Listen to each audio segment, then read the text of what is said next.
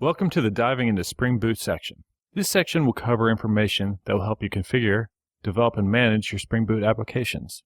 We'll discuss Spring configurations and properties, developer tools provided by Spring, Spring Actuator, and logging. In this video, focus will be on configuration and properties.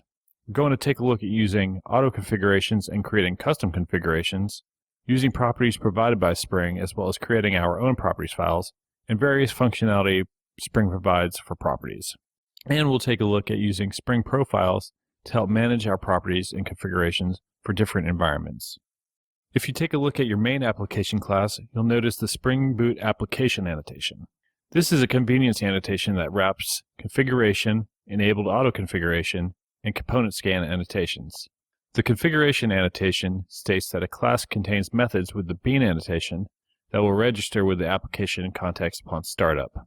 The enabled auto configuration annotation allows your application to try and automatically discover default configurations based on dependencies that were added. If you start your application with the --debug flag, you can see what auto configurations it matches. Say for instance, you don't want one of these auto configurations to be included. You can disable it by adding it to the excluded list on the enabled auto configuration or Spring Boot application annotations. For example, you can exclude Reactor Core auto configuration and now see it in the excludes list.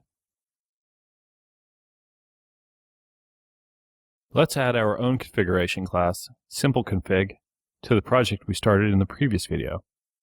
We'll also add the enable WebMVC annotation to import the Spring WebMVC configuration and extend WebMVC configuration adapter to override the specific configuration methods. The plan is to override the add interceptors method in order to add a custom interceptor. Here we have created an interceptor that implements handle interceptor and simply overrides the methods and prints messages. Now register the interceptor in our configuration. To test this, we'll create a basic REST controller so that when we access an endpoint on our application, we'll see the messages.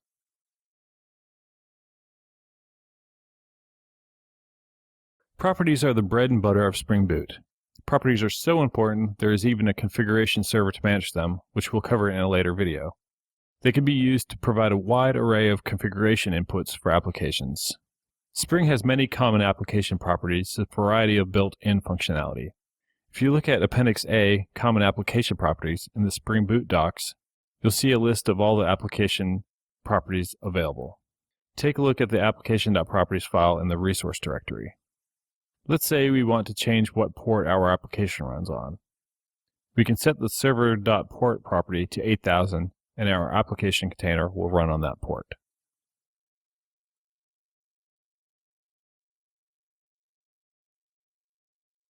Now add a property called my.property with a value mastering Spring and inject it into the simple configuration we just made.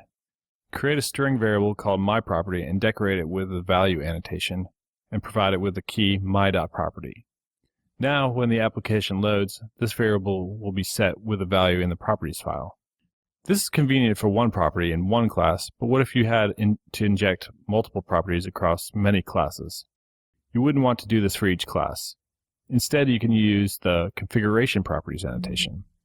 You can use this to map properties directly to an object that can be injected into your classes. For instance, all the properties beginning with simple will be mapped to the simple properties class. A quick note here, you can also use placeholders in properties. So for instance, the simple.description property actually references the value set on the simple.name property. We can see that these variables are set correctly by printing out their values in the postConstruct method, which is executed after the instance is created.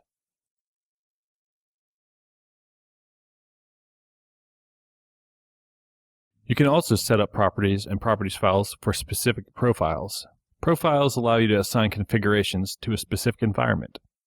Profiles can be set in several ways, such as in the Spring Boot Maven plugin configuration, the command line, programmatically, or in the properties file itself. For now, we'll set it in the application.properties. We'll add spring.profiles.active to development. Let's create a new file to hold our development properties. this time using YAML instead of properties. Spring Boot also supports the use of YAML. Let's add the same properties that are in our default properties file, but change the values to what we want our development profile to have.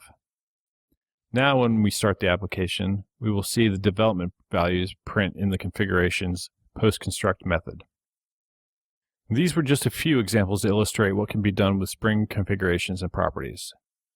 Knowing what is configurable out of the box and what can be configured with built-in properties will save a lot of time in developing applications.